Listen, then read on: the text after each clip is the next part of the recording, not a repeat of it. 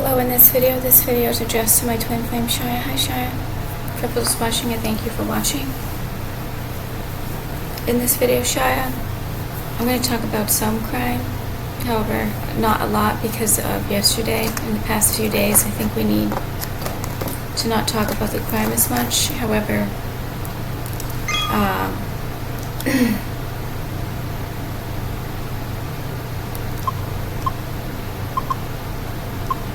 I have to show you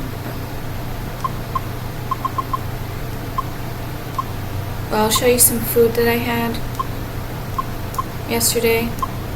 I had some oatmeal for breakfast, and for dinner I had baked potatoes with the lentil dal, and I had some tortilla chips with that.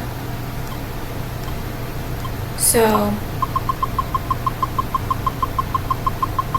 in regards to the emails, I haven't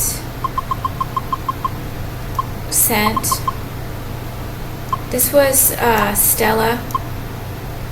No, I'm not showing you Stella right now. They're trying to. So I'm still demonically possessed, and they're going to definitely try to attack you in this video, especially with what I'm going to tell you. And there's a lot of AI programs and etheric implants that that activate, and I'm pretty sure with some of the things that I tell you and the things that I show you, you can feel it. You can feel the mind control programs. So I tried to not straighten my hair because I thought that it was a little bit wavy and it looked good. However, it might not stay like this, like looking kind of wavy. In regards to the house fires, I'm going to stick with the notes in the order, Shai, that I wrote down. So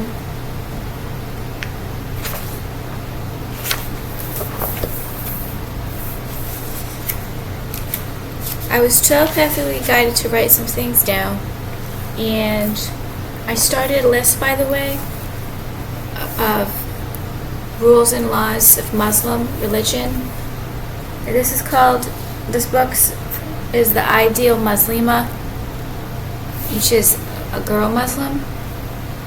I can't entirely connect with their religion. However,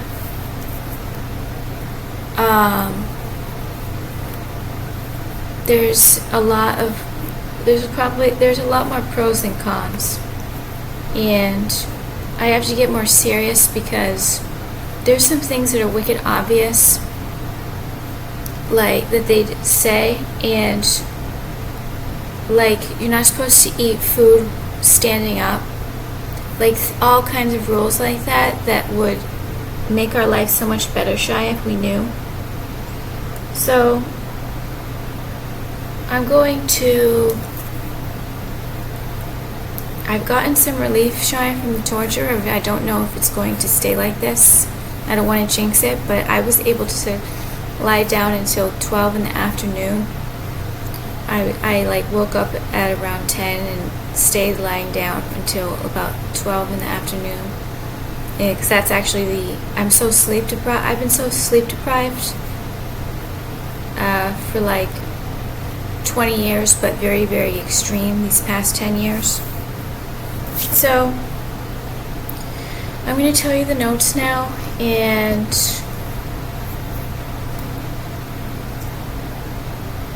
I should use the highlighter to make sure I say them all. So I stayed in bed until 12 p.m., which is extremely rare because I'm always forced to get out because of the torture. The plant I have, Shia, I need to be repotting it. There's a lot of black magic and witchcraft on it. However, the whole reason why I got it is because it's part of the palm tree plant species, and I love palm trees. So I might have to be repotting that soon.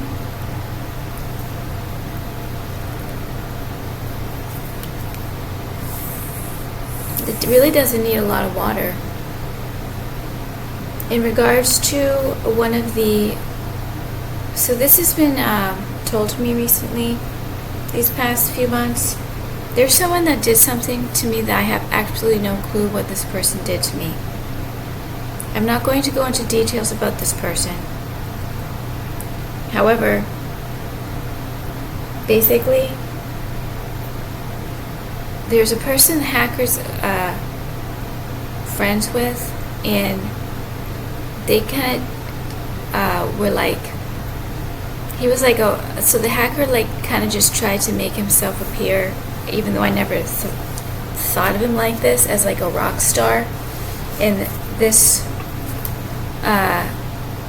friend of his was like a goddess to him.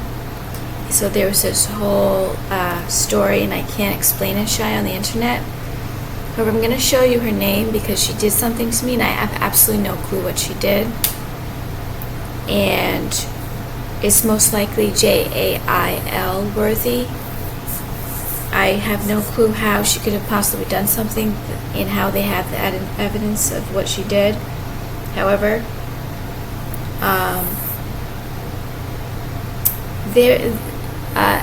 he was like tried to appear like this extreme famous celebrity, called himself a rock star, and this whole thing was that she was like his goddess, blah blah blah blah. And I was told that I was just like this ugly, sickly, dumb child. Years and years and years and years and years and years and years. So I can't say anything about what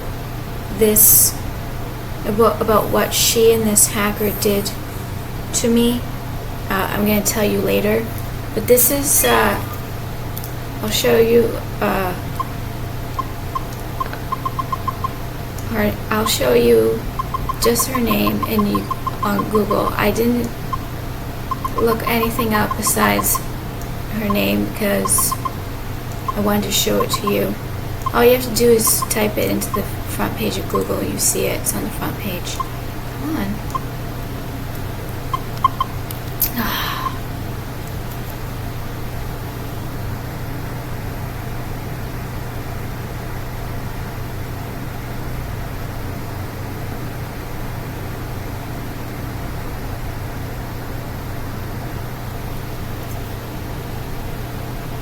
So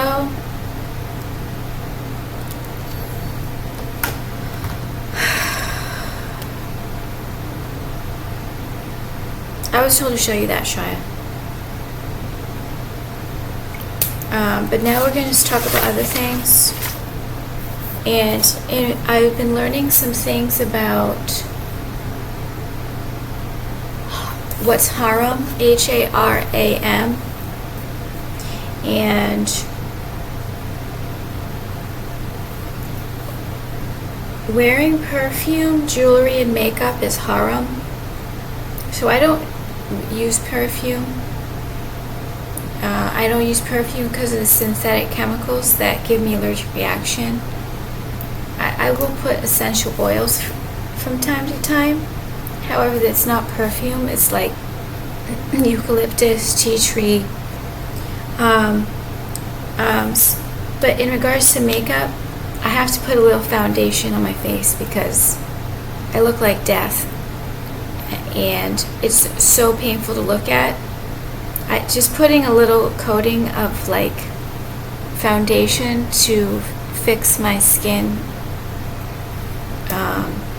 what my skin looks like, should not be haram. I put very little makeup on. However, foundation is important for me. Some other things I'm learning. You're supposed to pray 5 times a day. I don't have a routine to pray 5 times a day.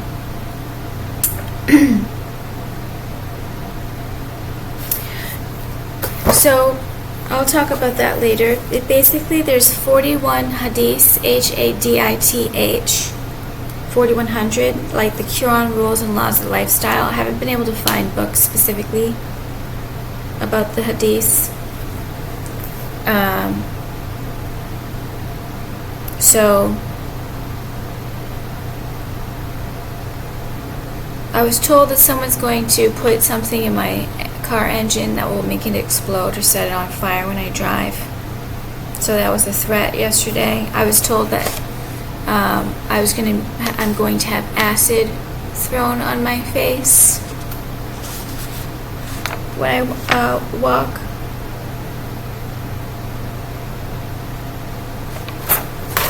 That was repeatedly told in a recent threat this morning.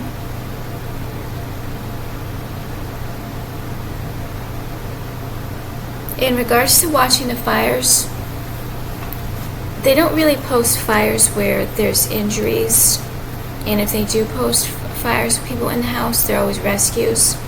I do not watch any houses burning with people or animals dying in it. And there was one fire where I had the feeling of looking at the description, and they said that the animals perished in the house. So I'm gonna look at the description every time, because I'm gonna mostly watch wildfires in the wilderness. There's not a lot of footage of wilderness fires that are like long, like 10 or 15 minutes. However, in regards to the houses, it is really therapeutic because my property has been stolen from me and like burned from me. So our brains and our bodies are our property, Shia. So I do not watch fires, and I read the descriptions to make sure that no one is in the house. I watched a few rescues, however, those really get my heart, and I get real anxiety from it.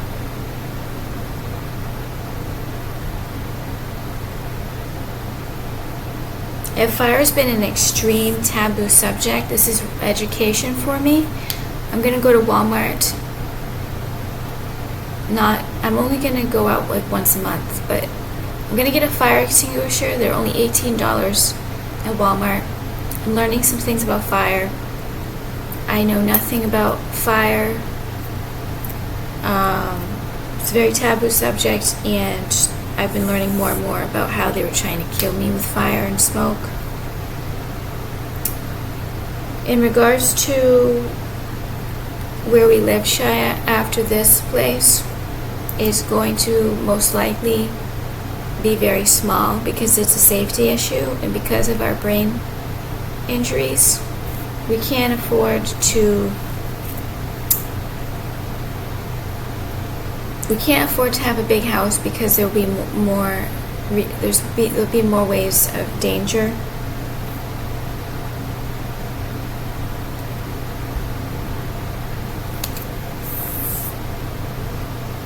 It's supposed to, the top public supporter spirit guards say that RAP torture is going to stop this year. And I never would have imagined that it was going to be returned back to the senders. However, those were the demons trying to control my thoughts and brain, forcing me to think that it's not possible that it would be returned back, all this torture.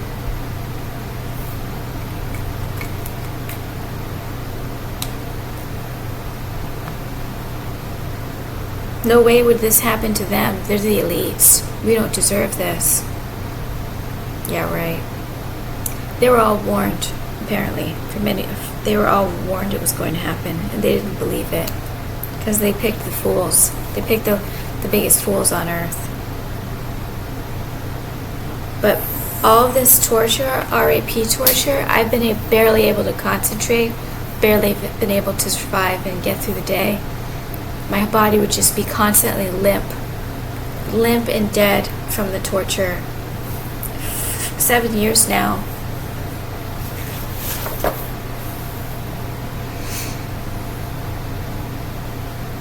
I forgot to tell you, there's actually 30 places that I live, not 28, and it could be more. There's 2 places I'm supposed to I remembered to tell you about.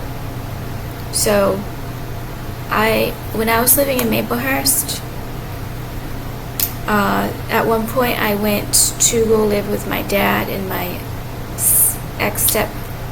mother, when they had a house in Connecticut. Yeah, I lived there for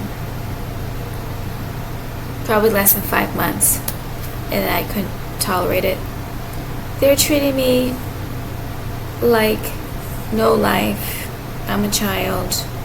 They wouldn't ever, I didn't have a car at that time, so they would never commute me to a job, so I had to go walk down a couple blocks to the grocery store, and I had to work at a deli and slice deli meats. Yeah, I was in my mid-20s at the time. It was very humiliating. It was very labor intensive.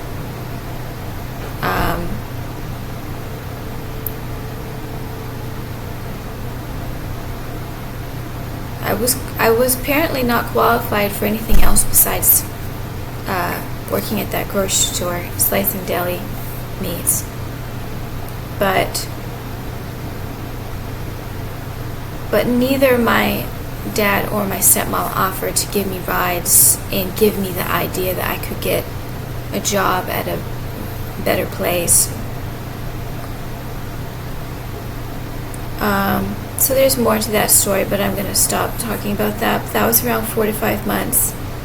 The other place was only a few weeks, and I had to leave because they were getting really mean. This was a family member and her husband, and it was all rigged and set up. I didn't agree or had that thought of myself to ask them if I could stay with them. It was all set up. They came up with the idea. It was set up and rigged, and this was a family member with her husband, and I only lived there for a few weeks. I had no car, and I ended up having to pay the family member $300, every single last dollar I owned, and she counted the money in front of me to make sure it was $300, and all angrily, and that was pretty humiliating. And when I went to stay with them, they put me in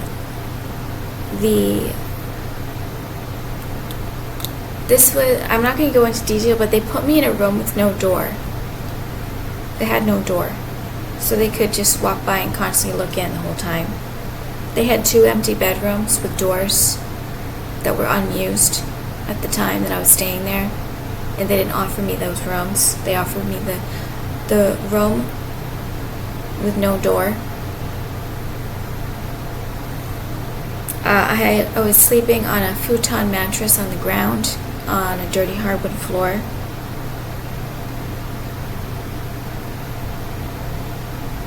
This was when I was living at Maplehurst, and then I ended up just leaving after a few weeks because they were ganging up on me, inviting people over and having dinners and not inviting me while I'm sitting in that room. And I had tried to get a job, and I had to walk like 2-3 miles down the road to get to the job, and I was crippled at the time with a leg injury.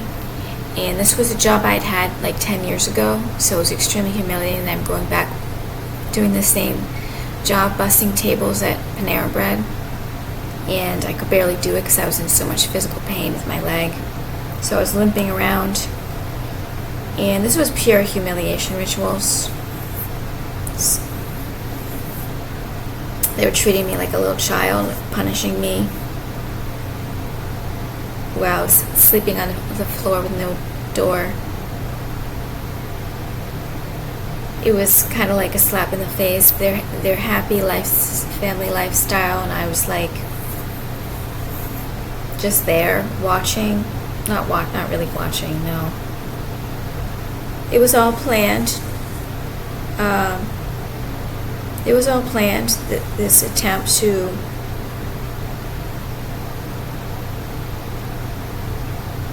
and the whole excuse of why they didn't invite me to their dinner party with their close friend was because I don't eat their diet. So I only worked a couple of shifts. It was a part-time job at the Panera Bread. I could barely walk there.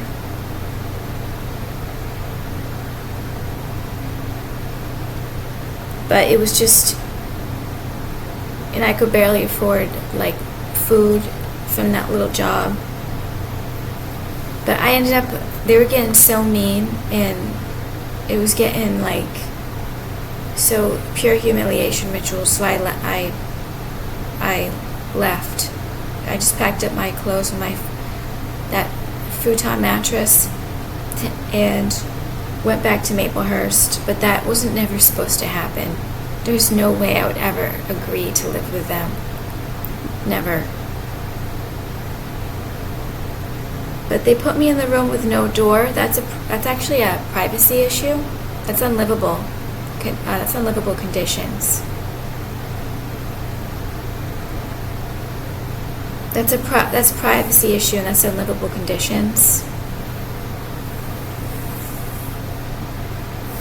And they were helping me. Why did they steal my last dollar, my $300, $100 a week? They never said that I had to. How long was I even going to stay there? It was completely rigged and set up. I wasn't supposed to go over there. They wanted me to go over there. They wanted to humiliate me, treat me like I was like a little child.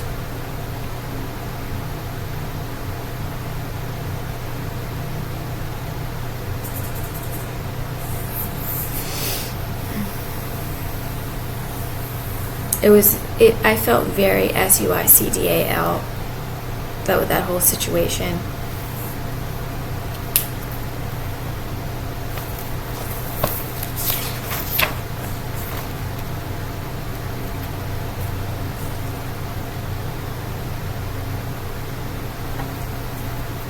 If all of this torture gets returned back to the senders, they're saying we're better than this. We're the elites.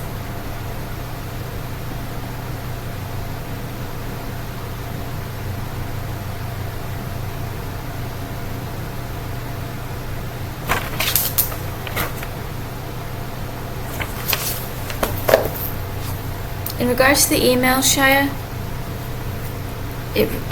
I am getting stressed out about the lack of data, but even if I export data,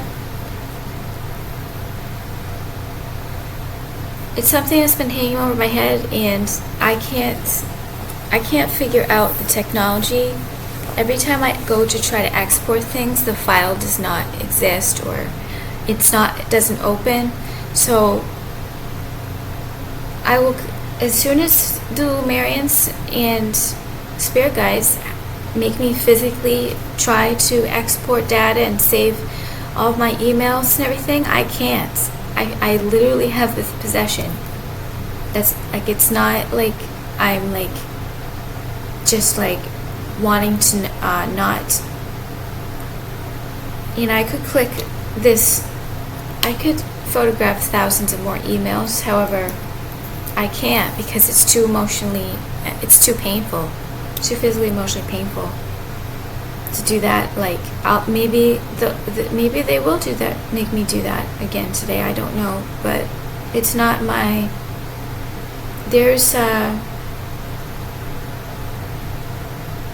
But these emails, our lives are a little more important than our email, Shia, and this could kill me.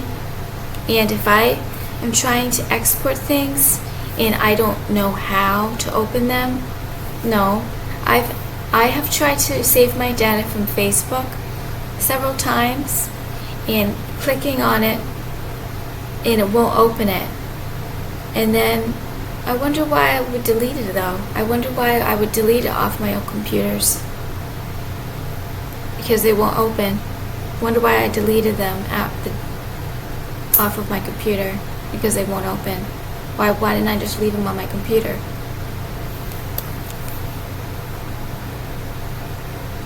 But there's nothing else more that these criminals can do to me that will put me over the edge.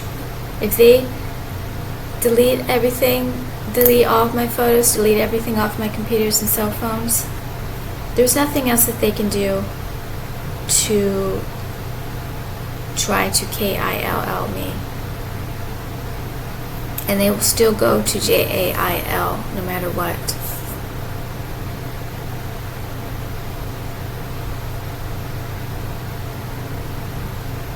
But they're full of Shia because they're messing with people, souls with a sense of mastery.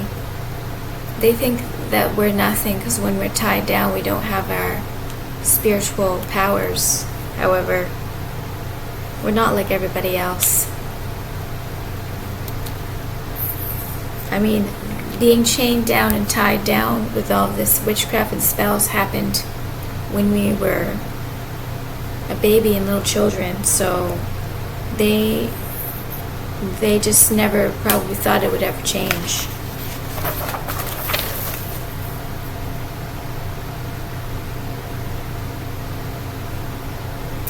So I have to start working on my grocery list. Oh, my coffee.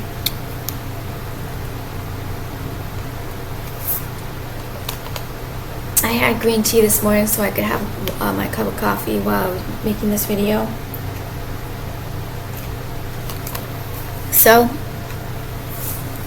I set all the notes, Shia, and I'm not going to make this a long video, Shia, because I want to make sure this information goes through.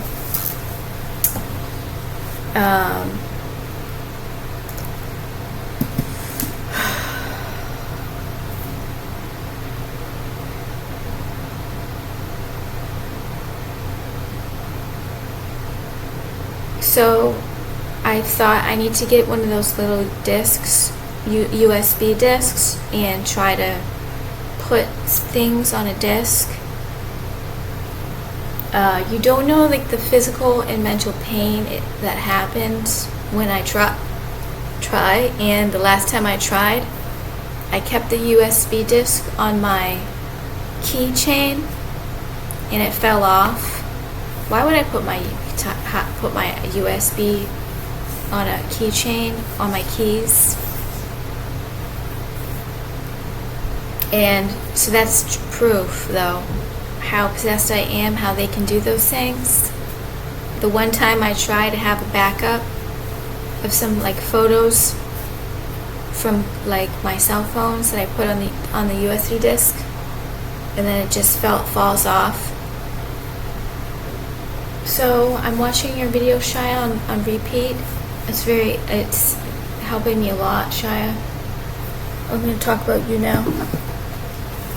I'm not going to talk about the food research. I'm not really in the mood.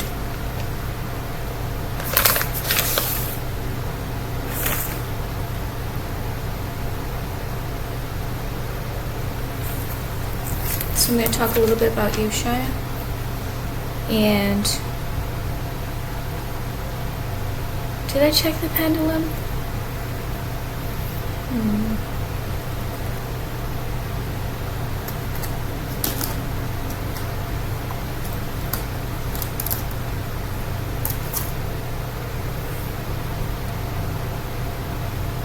Shia, you are cautious and sensible. You're not easily swayed by others. And Shia, we're not going to do any